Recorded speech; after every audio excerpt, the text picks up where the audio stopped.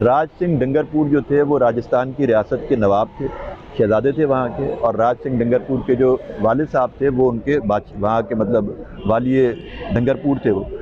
तो जब डंगरपुर साहब ने, राज सिंह डंगरपुर ने अपने बाप से कहा कि मैं लता से शादी करना चाहता हूँ, ये बात भी है 50s की, तो उन्होंने कहा कि जी ये तो हमारी ख़ानदानी रवायत के ख़िलाफ़ है कि हम शाही ख़ानदान के लोग हैं और लता मंगेशकर का तो कोई ऐसा बैकग्राउंड नहीं है। अस्सलाम वालेकुम, ख़बर कहानी में खुश आमदीद। आज बात करते हैं लता जी पर, जो राज करती थी दिलों पर। अब वो आवाज़ खामोश हो गई है, 2 दिन पहले उनका इंतकाल हो गया। आज उन पर बात करते हैं खालिद फरशोरी साहब से। खालिद फरशोरी साहब रिपोर्टर हैं और शोबिज़ रिपोर्टिंग में इनको कमाल हासिल है। पाकिस्तान में चंद रिपोर्टर्स हैं जिनको शोबिज़ रिपोर्टिंग में कमाल हासिल है, उनमें से खालिद फरशोरी साहब हैं। खालिद फरशोरी साहब से जो लता मंगेशकर साहिबा से उनकी मुलाकात हुई थी, उससे मुतालिक भी खालिद फरशोरी साहब से बात करेंगे। तो खालिद फरशोरी से लता मंगेशकर के बारे में जानते हैं। खालिद फरशोरी साहब, लता मंगेशकर बरसगीर की ही नहीं बल्कि जहाँ जहाँ हिंदी और उर्दू बोली जाती थी वहाँ पर वो दिलों पर राज करते थे। आपसे उनसे मुलाकात भी हुई है, अहवाल बताइएगा। जी बहुत शुक्रिया जनाब। बात यह है कि लता मंगेशकर ने वाकई 92 साल की उम्र पाई और 8 दहाइयों तक लता मंगेशकर ने लोगों के कानों में रस घोले और कम से कम 4 नस्लें ऐसी हैं कि जिन्होंने लता के गाए हुए गानों से जो लुत्फ़अंदोज़ हुई। लता मंगेशकर जो है उसने यानी नस्लों को सैराब किया अपनी म्यूज़िक से। और मैं देखता हूँ अब कि ये जो चैनल्स के ऊपर आ रहा है आजकल के जी भारतीय गुलकारा, तो मेरे ख़्याल में कि लता मंगेशकर जैसे फ़नकारों को किसी ख़ित्ते में बांट देना या भारत की हद तक महदूद कर देना जो है वो मेरे ख़्याल में उनका फ़नी कद छोटा करने के बराबर है। लता मंगेशकर ने यानी 1942 में जो उनकी पहली फ़िल्म मराठी ज़बान में थी वो आई थी, तो उसमें लता साहिबा ने जो गाना गाया था वो अब तक रिलीज़ नहीं हुआ। कटी हसल का वो गाना जो था वो अब तक रिलीज़ नहीं हुआ और उनके वालिद ने उनका नाम हिमा रखा था, जो बाद में फिर उनके वालिद क्योंकि एक स्टेज एक्टर थे दीनानाथ साहब, तो उन्होंने अपने एक स्टेज कैरेक्टर की मुनासबत से एक कोई लातिका था वो कैरेक्टर का नाम या शायद ड्रामे का नाम लातिका था, तो उन्होंने लता का नाम उस निस्बत से लता रखा। और वो जो 90 साल पहले, तकरीबन 85 साल पहले जो नाम रखा गया था, 4-5 साल की एज थी उनकी, 5 साल की एज में लता ने एक मराठी ड्रामे में भी काम किया था स्टेज पर, तो वो जो 5-6 साल की उम्र में उनका नाम लातिका से लता पड़ा, तो वो फिर सारे ज़माने ने कम से कम 8-9 दहाइयों तक लता लता करता रहा पूरा ज़माना। मैं ये समझता हूँ भाई कि इस वक्त कोई ज़िंदा फ़नकार ऐसा मौजूद नहीं है कि जो लता के फ़न पे बात कर सके। यानी लता से हम या आप या कोई भी आदमी हम ये तो कह सकते हैं कि जी हमने लता के फ़ला गाने सुने हैं, हमने लता को जो है वो इस तरह से एक सुरों की मलका थी, वो नाइटिंगेल ऑफ इंडिया थी, लेकिन ये कहना कि जी वो एक ख़ित्ते तक उसको बर्र-ए-सग़ीर पाक व हिंद में इससे बड़ा नाम, और फिर क्योंकि गिनीज़ बुक में उनका नाम आया तो ज़ाहिर है कि गिनीज़ बुक का मतलब ये है कि फिर वो एक आलमी आफ़ाक़ी हैसियत उनकी हो गई। और मेरी उनसे मुलाकात हुई, मेरी ये मतलब मैं अपनी बड़ी इज़्ज़त अफ़ज़ाई समझता हूँ इसको, अपना बड़ा मेरे ऊपर एक, मैं अपना एक क्रेडिट लेता हूँ इसका कि तकरीबन 92 या 93 का वो साल था जब मैं मोइन अख्तर साहब के साथ गया था इंडिया, और वहाँ पर एक दिलीप कुमार राजकुमार लाइव शो था जिसमें मोइन साहब को जो है वो कंपेयरिंग करना थी, तो मैं उनके साथ गया था। वहाँ मैंने बहुत सारे लोगों का इंटरव्यू किया जिसमें दिलीप कुमार भी थे, सलमान खान भी थे, बड़े लोग थे उसमें। तो मेरी बड़ी शदीद ख्वाहिश थी कि मैं लता साहिबा से कुछ बात कर सकूँ।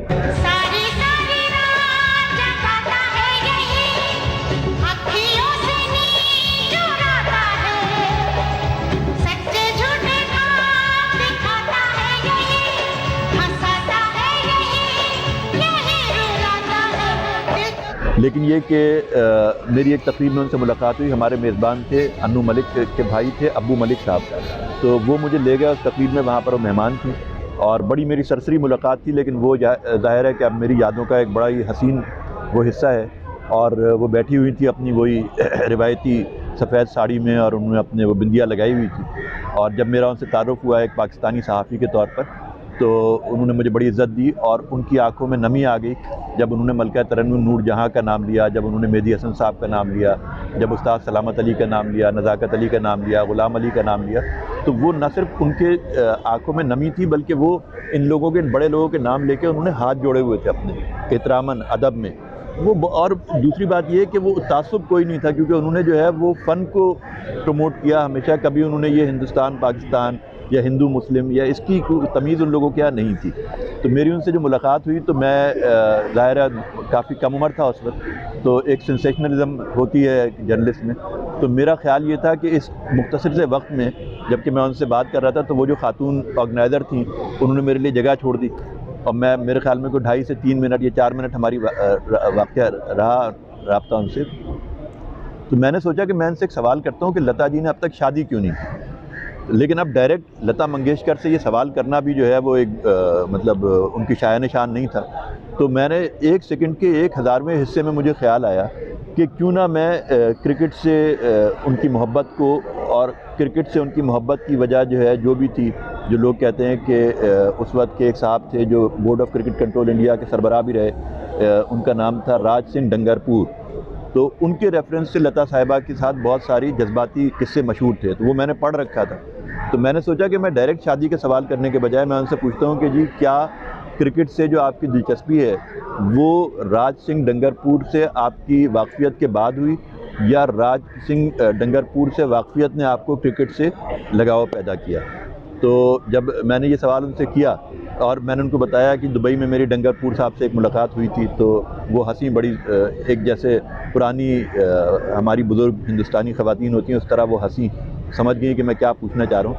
लेकिन उन्होंने कहा कि नहीं हमारा जो है वो क्रिकेट से तो हमारा इश्क बड़ा पुराना था, और डंगरपुर साहब क्योंकि मेरे भाई हरिदियान के दोस्त थे तो उनसे हमारे फैमिली टर्म भी बहुत पुराने थे, लिहाजा ये कि क्रिकेट से हमारा प्यार जो है वो डंगरपुर साहब से पहले का था।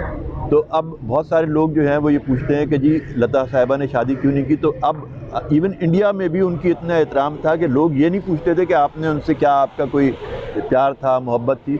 लेकिन हकीकत ये है कि राज सिंह डंगरपुर जो थे वो राजस्थान की रियासत के नवाब थे, शहजादे थे वहाँ के, और राज सिंह डंगरपुर के जो वालिद साहब थे वो उनके वहाँ के मतलब वालिए डंगरपुर थे वो।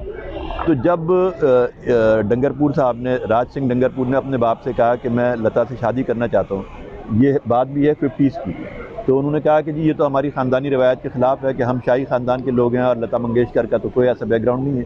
तो बाप ने इनकार कर दिया, हालांकि तंबीह भी की कि अगर तुमने शादी की तो हम तुम्हें अपने ख़ानदान से और शाही खलत वलत से हम महरूम कर देंगे तुम्हें। तो खैर वो अपने बाप की बात मान गए, क्योंकि वो भी एक शाही खून उनके रगों में दौड़ रहा था, और उन्होंने फिर शादी नहीं की।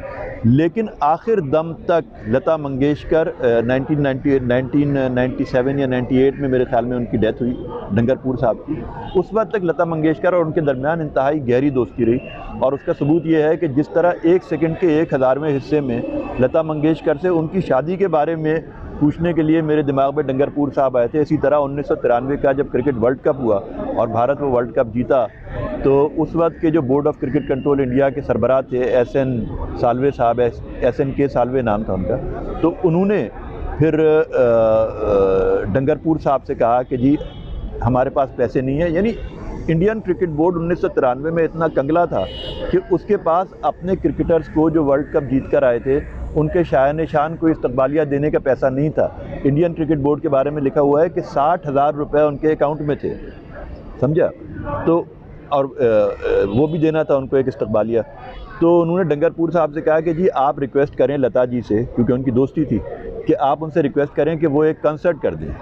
तो डंगरपुर साहब ने रिक्वेस्ट की, लता जी ने वो रिक्वेस्ट मानी, और वो रिक्वेस्ट मानने के बाद दिल्ली के Indira Gandhi indoor cricket stadium में एक कंसर्ट हुआ, जिसके अंदर जो है वो नितिन मुकेश भी आए, और एक और भी सिंगर मेरे जहन में नाम नहीं है, ये दोनों लोग भी आए। दिलीप कुमार साहब भी वहाँ मौजूद थे, वज़ीर आज़म राजीव गांधी भी वहाँ मौजूद थे, और लता जी ने वहाँ परफॉर्म किया। उस वक्त के हिसाब से 1983 के हिसाब से उस कंसर्ट से 20 लाख रुपए की रकम जमा हुई, जो उस वक्त बहुत बड़ी रकम थी, और वो 20 लाख रुपए से उन 14 फातेह खिलाड़ियों में 1-1 लाख रुपए तकसीम हुए। और भारतीय क्रिकेट बोर्ड ने इस एहसान के बदले में जो उनको रीपे किया वो ये था कि आखिर दम तक लता मंगेशकर के नाम की 2 सीटें पूरे इंडिया में होने वाले किसी भी इंटरनेशनल क्रिकेट मैच में मखसूस रहती थी। ये इंडियन क्रिकेट बोर्ड ने उनको एक ट्रिब्यूट दिया, आप समझ लें। लेकिन भारत लता मंगेशकर की जो शादी के हवाले से एक मिथ है कि क्या था क्या नहीं, लेकिन ये कि वो उनका उनके साथ एक बहुत वालेहाना जज्बाती लगाव था, और लता मंगेशकर की मतलब जिस तरह से ये एक उनकी शादी जो है वो एक मुअम्मा रही हमेशा, और एहतरामन उनसे कोई सवाल नहीं कर सका। इसी तरह ये चीज़ भी एक मुअम्मा है कि लता मंगेशकर के जो गाने अभी रिलीज़ नहीं हुए वो भी एक बहुत बड़ी तादाद है। मेरे ख्याल में इंडियन जर्नलिस्ट जो हैं, जो इंडियन रिसर्चर्स हैं, उनको चाहिए कि वो ऐसी रिकॉर्डिंग हाउसेस में जाएं और वो पुराने जो बॉम्बे टॉकीज़ वगैरह की फ़िल्में थीं उन लोगों से मिलें। तो लता जी की ऐसी बेशुमार अनसंग उनकी जो गैर मतलब अभी सामने नहीं आई वो चीज़ें भी आ सकती हैं।